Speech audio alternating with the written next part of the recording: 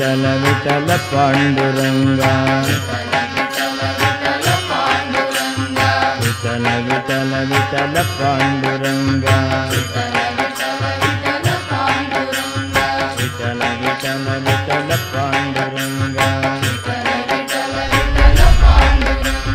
विठल विठल विठल पांडुरंगा. சாத்வி நெய்ஜ விபம்னு நாயக நாயிகா பாவத்தை ஒரு பக்தி எடுத்திருக்காரு. நாயகனும் அப்படி இருக்கணும், இந்த நாயிகாவும் அப்படி இருக்கணும். எப்படி இருக்கணும் அப்படின்னு சொன்னா அந்த வியக்தி தான் வெவ்வேறையே தவிர ஏக ஹிருதயம். இந்த ஒரு நிலை இருக்கு. இந்த நிலையில தான் அவர்கள் பிரிஞ்சா அந்த பிரேம பிரகாசத்தை அடையும். சேர்ந்தே இருந்தால் இந்த பிரேமை இவ்வளவு அன்பு வெளியில் வரத்துக்கு வாய்ப்பே கிடையாது. யாருக்கு தெரியும் இவ்வளவு அன்பு இருக்குங்கிறது? எப்படி தெரியும்? பிரிஞ்சாதானே தெரியும். அதனால விரகம்ங்கிறது ஒன்று எதுக்கு அப்படின்னா, விரகம்ங்கிறது ஒன்று இருந்தால்தான் பிரேமையே வெளிப்படும், அன்பே வெளிப்படும். இந்த ராதையினுடைய விரகம்தான் அவளுக்கு உள்ள அந்த பிரேமையை வெளியில் கொண்டு வருது. ஜெயதேவ சுவாமிகள் அப்படி தான் கொண்டு வர. ஏன் இங்கே பக்கத்தில் தானே கிருஷ்ணன் இருக்கான், அங்கே போகலாமோன்னா அதுதான் போக மாட்டேங்கிறா. ஏன் போக மாட்டேங்கிறான்னா அவன் வரணுங்கிறாங்க. திமிரு இல்லை. தேவியால் முடியாதா? லங்கைக்கு போன அந்த தேவியால் வர முடியாதா? ஏ 10 தலை ராவணா உன்னை நான் பொசிக்கிடு வேண்டாங்கிறா. ராமர் வர வேண்டாம், கோதண்ட வர வேண்டாம், பானம் வர வேண்டாம், நான் உன்னை பொசிக்கிடு வேண்டாம் ராவணாங்கிறார். அவ்வளவு சக்தி உள்ள தேவி லங்கையிலேருந்து வர முடியாதா ராமர்? அதுக்கு மேலே ஏன் வராமல் இருந்தா அப்படின்னா, அது நான் வர்றது விஷயம் இல்லை, அவன் எங்கிட்ட வரணும். அது பிரவுட பக்தின்னு பேர் இருக்கு. பிசுபிசுங்கிற பக்தியாக இருந்தால் நாம் போய் தான் ஆகணும். ஏன்னா நமக்கு பலகீனமான பக்தி. பிரவுட பக்தின்னா என்ன? நல்லா முதிர்ந்த நிலையில் இருந்ததுனால தான் யாகி மாதவா யாகி கே நம்மளால சொல்ல முடியுமா? பகவானை வெளியில் போட்டு நம்மளால சொல்ல முடியுமா? இங்கே போயிட்டாருன்னா என்ன பண்ணுறதுன்னு பயப்படுவோம். ராதை என்ன பண்ணுறா? யாகி மாதவா போங்கிற என்ன துணிச்சல்ல சொன்னா? நான் போக மாட்டாங்கிற துணிச்சல்ல தான் சொல்கிறேன். சுவாதீனமாயிட்டாங்கிற துணிச்சல்ல சொல்கிறேன். அவ்வளவு பிரேமையும் விரகத்தையும் இந்த 12, 13, 14, 12, 13 இந்த அஷ்டபதியில் ஜெயதேவர் காண்பிக்கிறார். அத்தாம் கந்துமசக்தாம் சீரம் அனுரக்தாயாம். இந்த நிலையில் இருக்கும் பொழுது நம்ம பற்றி ஒருத்தர் சொல்ல வேண்டியிருக்க. எடுத்து நம்ம எங்கேயோ இருக்கோம், அவர் எங்கேயோ இருக்கார். நம்ம பற்றி ஒருத்தர் சொல்லணுமோனோ. எப்படி ஜொலிக்கிறா சீதாதேவி பாதிவிருத்திய தபஸில், அப்படி சீதாதேவி இருந்தாலும் ஒரு ஹனுமார் வந்து சொல்லணும். ராமா ஏகவேணி தராதீனா தொய் சிந்தா பராயணா பூமி செய்யா விவர்ணாங்கி அப்படி சொல்லணும். உன்னையே நினச்சின்னு இருக்கா ராமா, பூமியிலேயே படுத்துன்னு இருக்கா, உடம்பு இழைச்சி போய் திரும்பா இருக்கா, 10 மாதம் சாப்பிடல, 10 மாதமாக தூங்கல்ல, 10 மாதமாக அலங்காரம் பண்ணிக்கல, ஸ்நானம் பண்ணல, இது மாதிரி உன்னையே நினைச்சு பெருமூச்சு விட்டு அழுது அழுது அழுது அந்த தேவி துரும்பா இருக்கா, இழைச்சி போயிட்டா ராமான்னு சொல்ல ஒரு ஹனுமார் வேணும். இந்த நிலையில் இருக்கும்பொழுது சொல்கிறதுக்கு ஒருத்தர் வேணுமோனு, அந்த தூதூத்தர் வேணும். நம்முடைய நிலையை வந்து சொல்லணும். நான் கருணாமிர்தத்தில் இது சொல்லிவிட்டேன் ஏற்கனவே. பகவத் விஷயத்துக்கு மாத்திரம் புனருக்தி தோஷமே கிடையாது. பகவத் விஷயம் 10 நாள் முன்னாடி ஒரு விஷயத்தை சொன்னீங்கன்னா திருப்பி சொன்னால் தோஷமே இல்லை. இதை விட்டு சொன்னேன், சிரிப்பு சொன்னேன்னா அது தப்பு. ஹாஸ்யமாக இருந்தால் அதான் சொல்லியாச்சேங்க. பகவத் விஷயம் எத்தனை தடவை கேட்டாலும் போகாது. போன தடவை சொன்ன ஸ்லோகம் தானே அப்படின்னு தோணாதான். ஏன் அப்படின்னா உனக்கு ருச்சி இருந்தால் தோணாது. சுதஜ்ஞோ நித்திய நூத்தனாகங்கிறாள் சுகாச்சாரியாள் பாகவதத்தில். கதையில் உண்டி ஒருத்தனுக்கு ருச்சி இருந்து கொடுத்தோன்னா சொன்ன விஷயத்தையே சொன்னாலும் ரொம்ப புதுசாக இருக்கும். ஒரு காலம் சொல்லாமல் விட்டுவிட்டா இதை சொல்லலையேன்னு வருத்தப்படுவான். தெரிஞ்ச விஷயத்தை இதை விட்டுவிட்டாரேன்னு தோணும். தெரிஞ்ச விஷயம் தானே. ஏன் அப்படின்னா அதில் ஒரு ஆசை இருந்ததுன்னா உனக்கு கேட்ட விஷயம்னு தோணுமா? ஆசை இருக்கிறதுனால தானே ஒரு நாளைக்கு 10 தடவை காஃபி 80 வருஷமாக குடிச்சுட்டு இருக்க. 80 வருஷமாக காஃபி குடிக்கிறிய 4 தடவை அழுத்து போகாதா? யாருக்குமே அழுகுமா அழுக்காதா சொல்லுங்க. 80 வருஷம் தொடர்ந்து ஒரு காரியத்தை டெய்லி பண்ணினா அழுகுமா அழுக்காதா? இப்போ அழுக்காமல் பண்ணுறாள், ஏன் பண்ணுறான்னா பிடிச்சிருக்கு பண்ணுறாள். ஒன்று பிடிச்சி போச்சுன்னா அதுக்கு வந்து புனருக்தி தோஷமே கிடையாது. திருப்பி திருப்பி பண்ணினா தோஷம் இல்லை. பகவத்குணம் பிடிச்சிடுதுன்னா எத்தனை தடவை கேட்டாலும் அலுப்பே வராது. அலுப்பு மாத்திரம் இல்லை, கேட்க கேட்க புதுசு புதுசாக தெரியுமா. ஸ்ருதஜ்ஞா நித்ய நூதனா.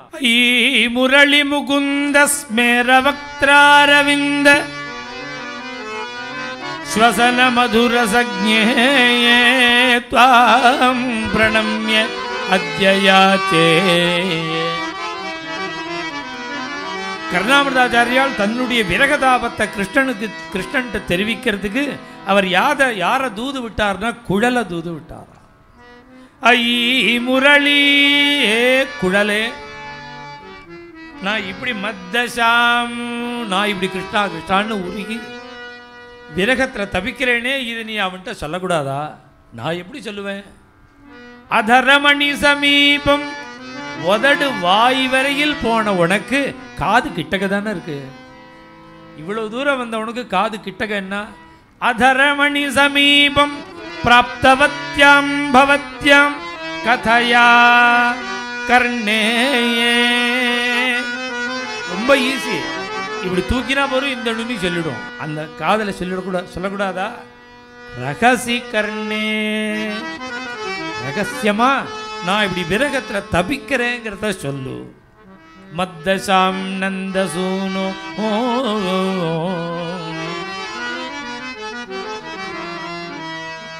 திஷ்டோ வக்கச்சிதஸ்வத்த ப்ளக்ஷண்யக்ரோதனோ மனः நந்தசூனுः ததோ ஹிருத்வா பிரேம ஆசாவலோகனைஹி. பாதி ராத்திரி பகவான் தத்ரைவ அந்தரதீயதான்னு மறைஞ்ச உடனே அந்த கோபிகைகள் கதறிண்டு எதிர்த்தா மாதிரி பார்க்குறவாளுக்கு அவள் வந்து மனுஷியாளாம் மிருகமா மரமா ஜடமா ஒன்றும் தெரியாமல் திருஷ்டோவ கச்சிதஸ்வத்தா, ஏ அரச மரமே கிருஷ்ணனை கண்டையா, இச்சி மரமே கிருஷ்ணனை கண்டையா, ஹே ஹாச்சூதா சம்பக கர்ணிகார ஹே மாதவ மாதவே மாலதி பாலவல்யகா கிம்பீக்ஷிதோ நோ ஹிருதயைகசோரகா. நாராயணியத்தில் இதையே அனுசரித்து பட்டத்திரி சொல்றார். ஹே மாமரமே கண்டையா, கர்ணிகார மரமே கண்டையா, சம்பக விருட்சமே கண்டையா. ஒருத்தன் போனானே, ஒரு திருடன் போனானே, அந்த திருடனை கண்டையா. அந்த சோரன் எதை திருடினான்னா பொருளை திருடினா திருப்பி சம்பாதிச்சுடலாம். ஹிருதயைக சோரகா, எங்க ஹிருதயத்தை திருடின்னு போயிட்டானே அவனை எங்கேயாவது கிம்பீக்ஷிதா, அவன் எங்கேயாவது பார்த்தேல அவனை. இந்த நிலையில் இருக்கும்பொழுது அச்சூத பிரியாள பனசான ஆசன கோவிதார ஜம்வர்க்க பில்வகுலாம்பிர கதம்பனி பாகா. பாகவதத்திலே இத்தனை மரங்களை கூப்பிட்டு, பலாமரத்துலேருந்து எல்லா மரத்தையும் கூப்பிட்டு, அந்த கிருஷ்ணன் இந்த பிரதேசத்தில் தானே போயிருக்கணும். சம்சந்து கிருஷ்ண பதவி, அவன் எங்கே இருக்கான்னு எங்களுக்கு சொல்லுங்க அப்படின்னு மரங்களெல்லாம் பார்த்து கேட்கிறார். தன்னுடைய இந்த பிரேமையை அவன்கிட்ட போய் சொல்கிறதுக்கு ஒருத்தர் தேவைப்படும். அதிகாரியான ஒருத்தர் தேவை. அதிகாரியானேன்னு சொல்கிறதுக்கு காரணம் என்னன்னா, அனுமார் சீதாதேவிட்ட விடை பெற்றுண்டு அப்படி கிளம்பும் பொழுதும், அம்மா நான் போயிட்டு வரேன்னு நமஸ்காரம் பண்ணிட்டு தான் கிளம்புறார். அப்போ சீதாதேவி அனுமாரை பார்த்து சொல்கிறார், நானும் ராமனும் சேர்றது உன்னோட நாக்கில் தாண்டா இருக்குங்கிற. அதிகாரின்னு சொன்னது இதுக்கு தான். இவர் வந்து பார்த்த உடனே ராமர் சீதையை பார்த்தியா எப்படி இருக்கான்னு அதையும் கேட்குறேன் போங்க. அசோகவன் முழுக்க ஃபுல் ஏசி பண்ணிவிட்டான். நல்ல ஒரு பெரிய நல்ல ஹம்சதூளிகா மஞ்சம், கட்டில் மெத்த, ஏசி, எல்லா புஸ்தகமும் வருது, எல்லா சேனலும் தெரியுது. வேலைக்கு சாப்பிட்டுருக்கா, நல்லா டிஃபன் சாப்பிட்டுருக்கா, நல்லா தூங்குறா, ரெஸ்ட் எடுத்துட்டுருக்கா. உங்களையும் விசாரிச்சான்னு அனுமார் சொன்னால் அப்படியே ஒரு கோதாவரியில் ஸ்நானத்தை பண்ணிவிட்டு ராமர் திரும்பி போயிடுவார். வருவரா லங்கைக்கு. ராமர் சீதையை பார்க்கல, சீதை ராமரை பார்க்கல, ராமர் ஒரு ஸ்டெப் எடுக்கணும்னா ஹனுமாருடைய வாக்பலத்தை வச்சு தான் எடுக்கணும். அதை சீதாதேவி சொல்கிறா, நானும் ராமர் சேரணும்னா உன் வாக்கில் இருக்குடாங்கிற. நடுப்பில் எடுத்து பேசுகிறவா எப்படி இருக்கணும்னா சுயநலம் இல்லாமல் அந்த அந்த பிரேம புரிஞ்சவாளாக இருக்கணுமோ. இந்த கீத கோவிந்தத்தில் என்ன அழகும்னா, இந்த சக்கின்னு ஒருத்தரை வச்சாரோனோ ஜெயதேவ சுவாமிகள், ராதைக்கு எவ்வளவு, ராதாதேவிக்கு எவ்வளவு வெயிட்டு கொடுத்தாரோ அவ்வளவு வெயிட்டு கொடுத்துருக்காரு சக்கிக்கு. இவருடைய வாக்குக்கு கொடுத்துருக்காரு. ராதைக்கு உள்ள வெயிட்டு, கிருஷ்ணனுக்கு உள்ள அந்த கௌரவத்தை சக்கியினுடைய வாக்குக்கு. ஒரு உபபாத்திரம் தானே சக்கி. நாயகன், அவர் நாயிகா, சக்கி உபபாத்திரம். உபபாத்திரத்துக்கு என்ன வெயிட்டுன்னா ராதைக்கு உள்ள வெயிட்டு. அப்படி ஒரு சப்தம் அவளுடைய வாக்கில் இருக்குது. நான் இங்கே இருக்கேன், நீ போய் அழிச்சுன்னு வந்துரு அப்படின்னு தானே சொன்னார் 10வது அஷ்டபதியில். இப்போ வந்து நிற்கிறா சக்கி. ஏன் ராதா வரலையான்னு கேட்குறான் கிருஷ்ணர். அததாம் கந்தும் அசக்தாம் சிரம் அனுரக்தாயாம் லதா கிருஹே திருஷ்ட்வா தச்சரிதம் கோவிந்தே கோவிந்தே மனசி ஜமந்தே சகி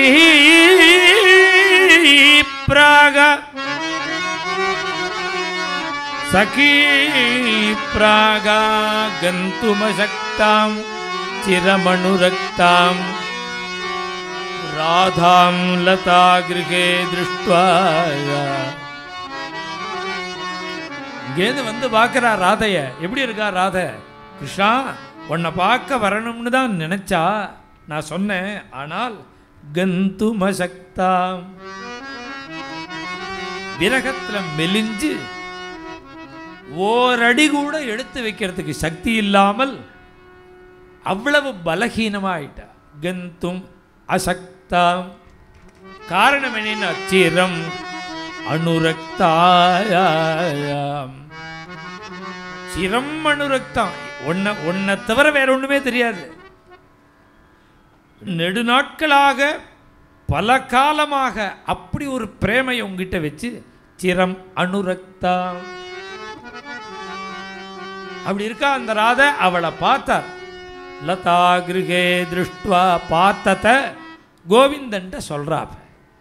அப்படி இருக்கா ராதை. கோவிந்தே, நீ சொன்ன விஷயத்தை முழுக்க அவகிட்ட சொல்லிவிட்டேன். ஆனா அவளால் இங்க வர முடியல. மனசி ஜமந்தே,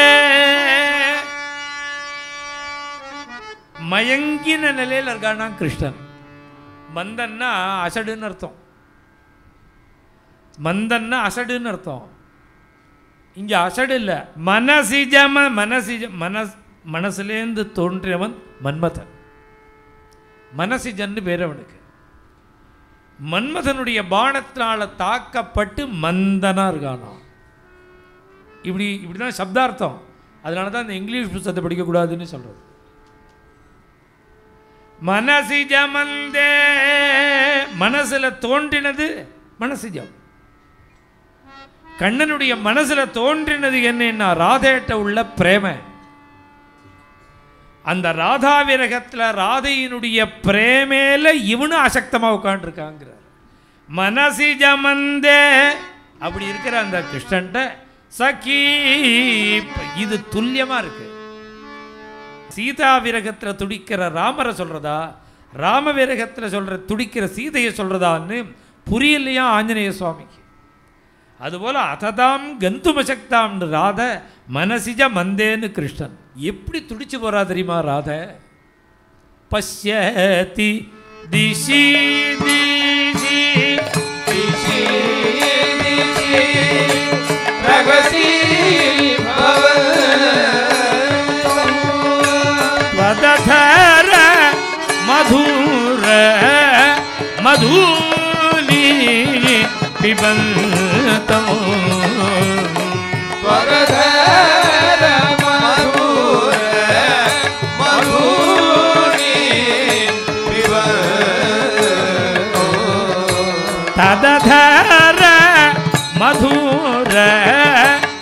மதூனி பிபந்தம்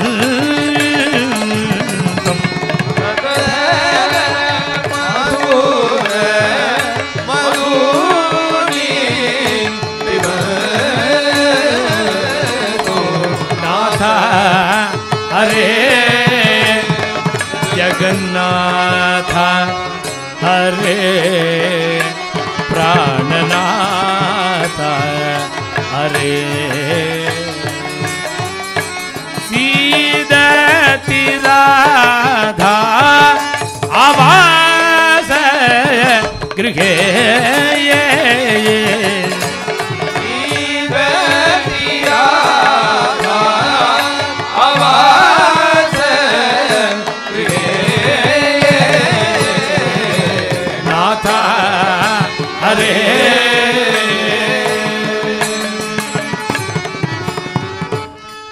சம்போதனா கூப்பிடுறது. 24 அஷ்டபதியும் ஜெகநாதனோட சன்னிதானத்தில் பண்ணுறார் ஜெயதேவர். இந்த ஒரு அஷ்டபதி தான் ஜெகநாதனை கூப்பிடுற அஷ்டபதி. நேராக ஜெகநாதனை கூப்பிடுறார். நாதா ஹரே ஜெகநாத ஹரே இதி சீததி ராதா. அவ எப்போ பார்த்தாலும் இப்படி தான் கூப்பிட்டுருக்கா. ஹே ஜெகநாதா பிராணநாதா பிராணநாதா பிராணநாதா ஹரே. சும்மா இந்த நாடகங்கள்லாம் ராஜாவும் ராணியும் ராஜா ராணி நாடகத்தில் வந்தால் இந்த ராணி ராஜாவை பார்க்கும்போது பிராணநாதா அப்படின்னு கூப்பிடுவா. வச்சனம் அப்படி தான் எழுதுவான் பிராணநாதான்னு. அவளுக்கு என்ன தெரியும் பிராணநாதா? பிராணநாதான்னு சப்தத்தை உபயோகப்படுத்துகிறாளே அவளுக்கு என்னத்தை தெரியும்? பிராணநாதான்னா என்ன?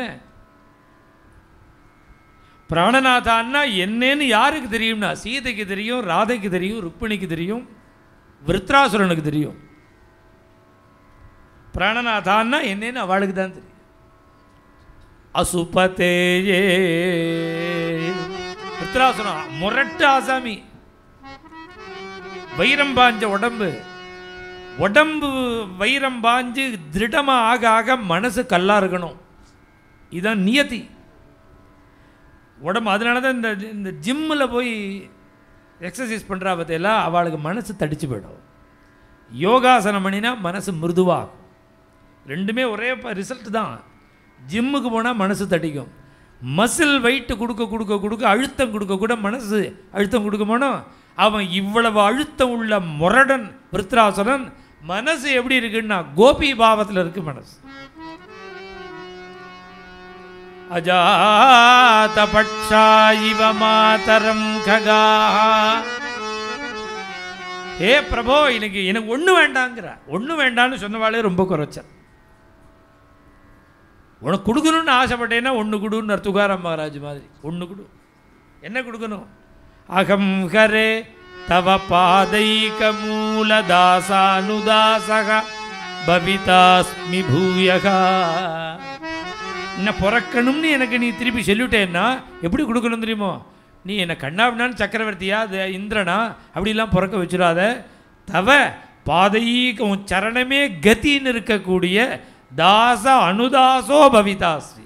தாசானுதாசோ பவிதாஸ். அடியாருக்கும் அடியேனாக இருக்கக்கூடிய பாக்கியத்தை கொடுன்னார். முகுந்த மாலையில் குலசேகர ஆழ்வார் சொல்றார், தொத்பிருத்திய பிருத்திய பரிச்சாரக பிருத்திய பிருத்திய பிருத்தியஸ்ய பிருத்திய இதி மாம்ஸ்மரா லோகநாதா. நீ என்ன எப்படி தெரியுமா நினச்சிக்கணும்? ஓ பக்தனா நினச்சிக்க வேண்டாம். தொத்பிருத்திய பிருத்திய பரிச்சாரக பிருத்திய பிருத்திய பிருத்தியஸ்ய பிருத்தியா. 7 தலைமுறை சொல்கிறார். 7 பிறவிக்கும் எற்றைக்கும் 7 பிறவிக்கும்னு சொல்கிறோம். பாசுரம் பாடுறோமே, அந்த பாசுரம் இந்த ஸ்லோகத்துலேருந்து தான் வந்தது. தொத்பிருத்திய பிருத்திய பரிச்சாரக பிருத்திய பிருத்திய பிருத்தியஸ்ய பிருத்திய இதி மாம் ஸ்மரான்னார். அது விருத்ராசுரன். அதுக்கு மூலம் விருத்ராசுரன் தான் மூலம். அகம் ஹரே தவ பாதைக மூலதாசானுதாசக. எனக்கு என்ன நீ அப்படி பிறக்க வச்ச மனஸ்மரேதா. என் மனசு ஒன்று நினைக்கணும், வாக்கு நாமம் சொல்லணும், சரீரம் உனக்கு சேவை பண்ணணும். அசுபதே ஹே பிராணநாதாங்கிறா. உடம்புக்கும் சப்தத்துக்கும் சம்பந்தமே இல்லை. ஒரு கோபிகை சொல்கிறா, ஒரு மீராபாய் சொல்கிறா, ஒரு ஜனாபாய் சொல்கிறான்னா பொருந்தும். யுத்த களத்தில் ஒரு முரட்டு ஆசாமி அசுபதே பிராணநாதாங்கிறான். பிராணநாதான்னு நம்ம சொன்னது சரியான அடுத்த 2 ஸ்லோகத்தை பார்த்தா தான் தெரியும் எவ்வளவு சரின்னு. எனக்கு தேவலோகம் வேண்டாம், எனக்கு பிரம்ம பதவி பிரம்மலோகம் வேண்டாம், நனாகபிருஷ்டம் நஜபாரமேஷ்டியம் நசார்வபூமம் நரசாதிபத்தியம் நயோக சித்தீகி அபுணர்பவம் வா. எனக்கு யோக சித்தி வேண்டாம், அப்புறம் தேவலோகம் வேண்டாம், பிரம்மலோகம் வேண்டாம், அப்புறம் சாம்ராஜ்யம் வேண்டாம், சக்கரவர்த்தியாக என்னை உட்காத்தி வைக்க வேண்டாம், அஷ்டாங்க யோகத்தினுடைய பலனான அஷ்டமகா சித்திகள் அதுவும் வேண்டாம், இல்லை ஒன்றுமே வேண்டாங்கிறிய மோட்சத்தை திரட்டமா அபுணர்பவம் அதை திரட்டமானா அந்த மோட்சமும் வேண்டாம், வேறு என்ன தான் வேணும்னா நீ தான் வேணும்.